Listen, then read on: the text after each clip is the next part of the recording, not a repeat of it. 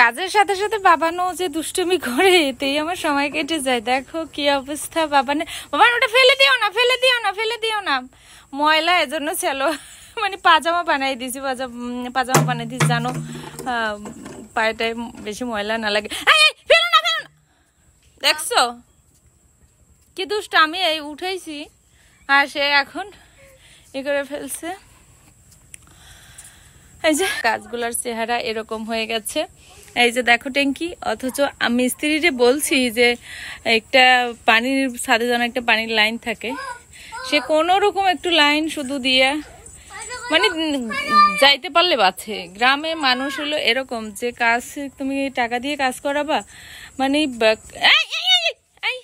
কাজ করাবা, সেই কাজের মানে ওইভাবে করবে না। তাদের টাইম দেখে তারা, যে টাইম শেষ, কাজ হইলো আর না হইলো সেটা কোনো বিষয় না, টাইম শেষ মানে তাদের কাজও শেষ। তো এই আর কি।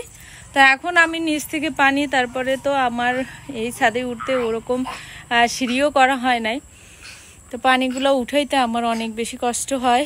এজন্য প্রতিদিন পানি দিতে পারি না, যার জন্য গাছগুলো একদম নষ্ট হয়ে যাচ্ছে। মরিচ গাছগুলো প্রথম দিক থেকে এত সুন্দর ছিল, আর এখন দেখো পানির অভাবে মরিচ গাছগুলার কি একটা অবস্থা। বেগুন গাছেও ফুল চলে আসছে।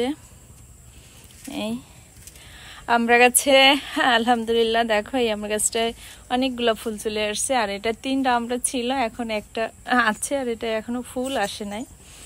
এই আর কি। তো সব মিলিয়ে এখন আমি ই করব। আর এই তো দেখো আমার